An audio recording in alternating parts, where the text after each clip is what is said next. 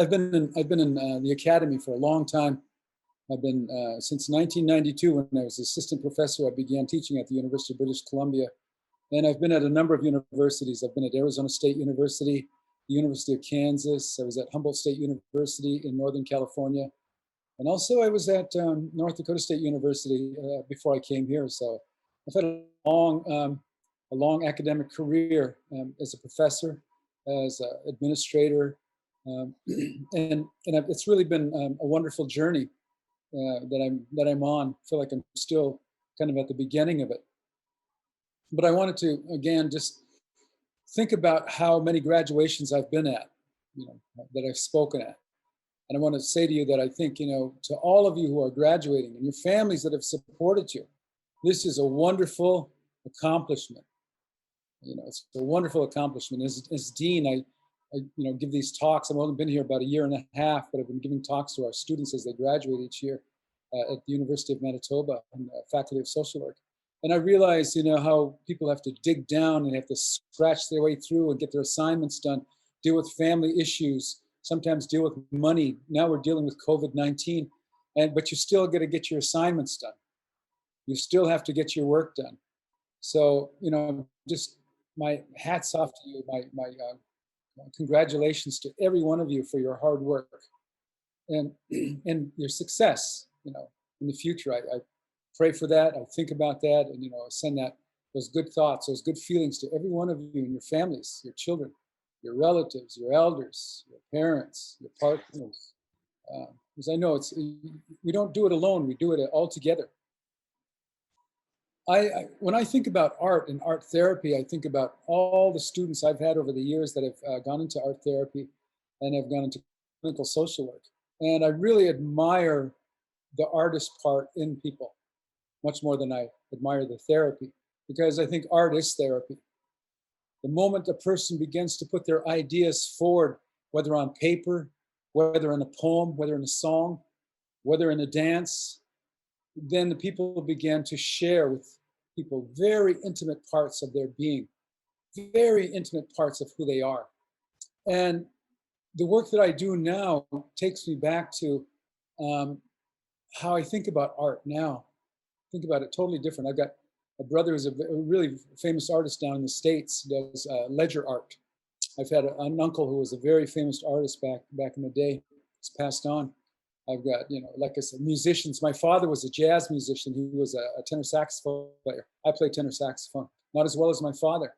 I've got a lot of nephews that make songs. I've got, people that do that dance. I've got some nephews that are world champion hoop dancers, right?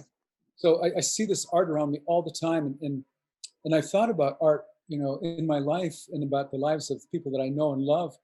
And I wondered what motivated people to become artists like that, to really focus on their craft. And in my research and what I've discovered is that, we evolved. We evolved to be artists. We evolved to be singers. We evolved to express ourselves and communicate to others through our body movements, through our facial movements, through symbols, through drawings, through different kinds of installations that we do, all throughout thousands and thousands of years. If you go back and you look at the earliest music, you'll see that 60,000 years ago, that our ancestors, 60,000 years ago, now these were hunter-gatherer people way back 60,000 years ago, were creating flutes out of bone. And they were playing these flutes. Drumming precedes that, by 100,000 years. And drawing on cave walls precedes that by thousands of years. People are expressing themselves in these caves. And when you look at symbols on rocks and you see all these paintings and these pictographs and these different kinds of symbols that are on rocks, so these are thousands of years old. You can go down to Wyoming, to the Bighorn Mountains, and you find this huge medicine wheel, over 10,000 years old, where indigenous people all over Turtle Island converged to pray, to sing, to share art, to share genetic material, to share ideas, to share stories, to share ceremonies. So indigenous people have been doing this for thousands and thousands and thousands of years on Turtle Island. I had the fortunate opportunity to travel into Eastern Cherokee country. And when I was there, the elders took me to a place, very special place called Juticula Rock. It was so interesting to see this big rock because this rock had carved on it all these symbols. And I wish I'd have showed it right now tonight, but you can imagine all these really interesting symbols. Some look like they were from outer space, where you had beings with these round heads that had tentacles coming out with suction cups at the end. It's just so, I mean, these were, and then all these different creatures, all these symbolic kinds of things. And come to find out that that rock was 3,000 years old. It came from the Archaic period. And I said, wow. And then when you look to the far right on that rock, you see this symbol of a medicine wheel with a head on it and legs. And I said, my God, that's the turtle. That's Turtle Island. 3,000 years ago, tribes from all over, Turtle Island were converging at different places to share and express themselves through dance, through art, through song. What I came to learn about art, though, is that when we express ourselves through art, you folks, I would say, probably are people that are highly sensitive individuals. As you evolve to come and love art and gain some anchor in the art, it's not coincidental. That gets passed on through genetic material that you some point at some time, you had artists in your family thousands of years ago that send these transcriptions across time for you to draw, to dream, to paint, to dance, to sing. And when you look at your DNA, which I've studied DNA, I've studied genetic blueprints and profiles. And I've come to find that people like yourselves who are very sensitive, highly sensitive individuals have a particular gene called, let's see, I had to write it down here, N3CL, a sensitivity gene, N3CL. And that gene makes people not only highly sensitive and artistic, but it makes them very vulnerable to depression, to trauma, to things that they see in the environment. And they have to tell the rest of us because they have this proclivity, this ability to draw it, to paint it, to tell the story, to sing the song. It's in your genetic makeup that you've been gifted with.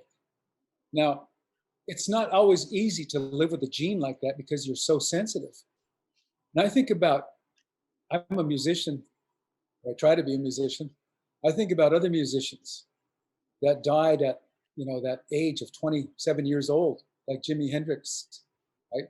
Like Kurt Cobain, like Janis Joplin, like Amy Winehouse. They call that the 27-year curse. People that were so highly, highly intelligent in their ability to express themselves, but yet carried all of these heaviness from the things that they saw in society, the words, the narrative, the trauma, the struggles of people. And they embodied those struggles themselves. And unfortunately, they took their own lives at a very early age. So there's the blessing of that we have, that we've evolved to be artists, to be therapists, to give our craft and our dreams and our inventions to people, right? Whatever we do. Because in that sense, those people that you connect with so closely are probably genetically related to you with the same genetic variant. And that's why the art works. That's why the art can pull people out of that depression, out of that anxiety, out of that place of hopelessness, because you have that same capacity to express to them feeling or what's overshadowing their ability to express themselves.